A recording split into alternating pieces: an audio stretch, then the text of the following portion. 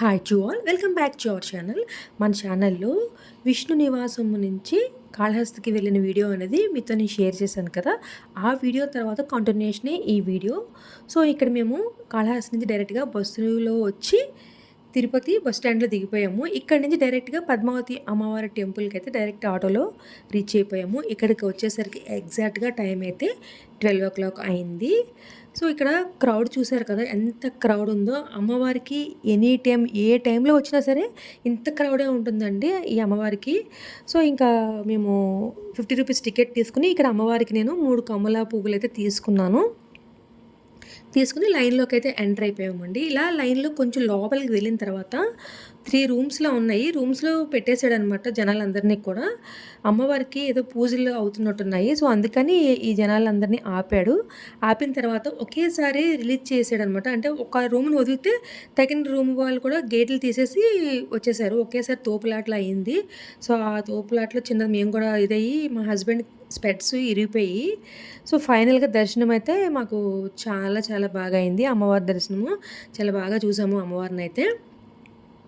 So అక్కడి నుంచి మేము డైరెక్ట్గా తిరుపతి రైల్వే స్టేషన్కి వచ్చి అక్కడ విజయవాడ వారి హోటల్కి అయితే వచ్చాము. అక్కడ లంచ్ చేసేసామండి. లంచ్ చేసి మళ్ళీ మేము లగేజ్ అంతా కూడా తీసుకొని తిరుపతి కొండ మీదకి వెళ్ళాలి కాబట్టి ఏసీ బస్సులో ఇంకా స్టార్ట్ అయిపోయామన్నమాట. సో ఏసీ బస్సులో ఎందుకంటే కొంచెం కూల్ అవుతాము, అలానే కొంచెం రిఫ్రెష్ కూడా అవుతాము, బయట సౌండ్స్ కూడా రావు, చాలా బాగుంటుంది వ్యూ కూడా అని చెప్పేసి ఇంకా ఏసీ బస్ అయితే ఎక్కేసి స్టార్ట్ అయిపోయాం అనమాట. ఇంకా వెళ్తున్నప్పుడే మంచి పాజిటివ్గా చాలా బాగుంటుంది అనమాట. మనం వెళ్ళేసరికి చాలా హ్యాపీగా అనిపిస్తుంది. ఇలా కొండ ఎక్కుతూ ఉంటే చాలా మంచిగా అయితే నాకు అనిపించింది. సో ఇక్కడ నేను రూమ్ అయితే చిన్న మిస్టేక్ అయితే చేశాను. చాలామందికి తెలిసే ఉంటుంది. తెలియని వాళ్ళైతే తప్పకుండా ఇది మీరు కొంచెం గమనించండి. ఏంటంటే మేము ఫస్ట్ దర్శనం టికెట్లు తీసేసుకున్నామండి. 300కి మార్నింగ్ రిలీజ్ చేస్తాడు కదా. అవి తీసుకున్న తర్వాత అదే రోజు మధ్యాహ్నం 3 గంటలకి రూమ్స్కి కూడా రిలీజ్ చేస్తాడు, కొండపైన రూమ్స్వి. సో మేము వెంటనే 3:15కి అలాగే టికెట్స్ అయితే మేము తీసాము రూమ్కి. తీస్తే తిరుపతినే బై మిస్టేక్ తీసేసానండి. తిరుపతి అనేసరికి కింద బుక్ అయిపోయాయి అనమాట. నేను ఈ మిస్టేక్ చూసుకునేసరికి పై రూమ్స్ అన్నీ కూడా ఫిలప్ అయిపోయాయి. సో ఇంక మనం చేసేది ఏం లేదు, రూమ్స్ అన్నీ ఫిలప్ అయిపోయాయి కాబట్టి మాకు రూమ్ అయితే దొరకలేదు. సో కింద రూమ్ నేను క్యాన్సిల్ చేసేసాను. ఇంక మేము ఎప్పుడు వెళ్తామో ఏ టైంలో రూమ్ ఉంటామని క్యాన్సిల్ చేస్తాను అనమాట. సో పైన తీసుకుంటే మ్యాక్సిమం తిరుమల అని తీసుకోవాలి, కింద వాళ్ళకైతే తిరుపతి అని తీసుకోవాలి. సో ఎవరికైనా తెలియని వాళ్ళు ఉంటే నోట్ దిస్ పాయింట్ అనమాట. సో మేము ఇంకా వెళ్తున్నాము. సో గైస్, ఈ వీడియో ఫస్ట్ టైం చూస్తుంటే మన ఛానల్లో తప్పకుండా మీరు చేయవలసిన పని మన ఛానల్ సబ్స్క్రైబ్ చేసుకుని పక్కనే ఉన్న బెల్ ఐకాన్ ట్యాప్ చేస్తే ఎప్పటికప్పుడు మన ఛానల్లో కొత్త వీడియోస్ అనేవి అప్లోడ్ అవుతుంటాయి కదా, అవి మీ వరకు నోటిఫికేషన్స్ అని వస్తూ ఉంటాయి. అలానే ఈ వీడియో కనుక నచ్చితే ప్లీజ్ లైక్ చేయండి, అలాగే మీ ఫ్రెండ్స్కి రిలేటివ్స్కి షేర్ చేయండి తప్పకుండా. సో ఈవినింగ్ మాకైతే దర్శనం 6 o'clockకి అలర్ట్ అయిందనమాట.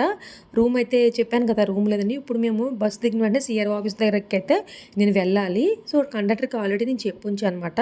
సో చాలా ఐడెంటిఫికేషన్ ప్లేస్ అనమాట. అది చాలామంది చెప్తారు, తిరుపతిలో ఎవరిని అడిగినా చెప్తారు. మీకు రూమ్ లేదనుకోండి డైరెక్ట్గా అక్కడికి వచ్చేసి మన లైన్లో ఉండి రూమ్ అనేది బుక్ చేసుకోవచ్చు అనమాట.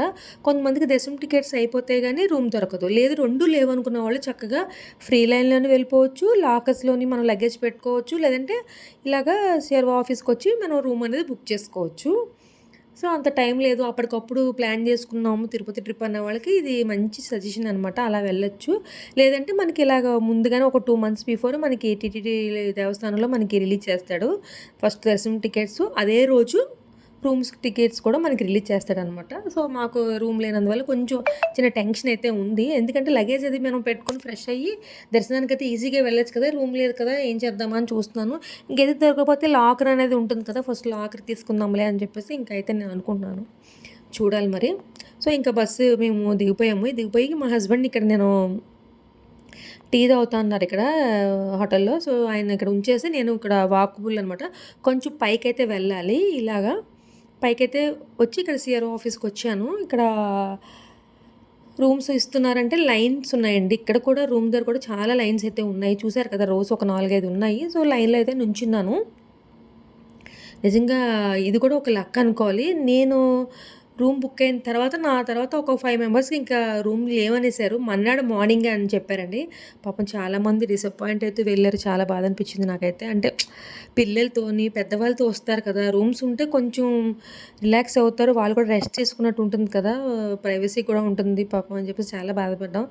అప్పుడు ఇంకా నేను ఇగోండి అలర్ట్ అయినట్టుగా నాకు ఒక స్లిప్ ఇచ్చారనమాట. ఎక్కడ ఏంటి అనేది మనకు ఒక 3 అవర్స్‌లో మొబైల్‌కి మెసేజ్ వస్తుంది. సో, ఇక నేను కొంచెం బయటకొచ్చేసిన తర్వాత ఇక్కడ ఒక స్కానర్ పెట్టారండి.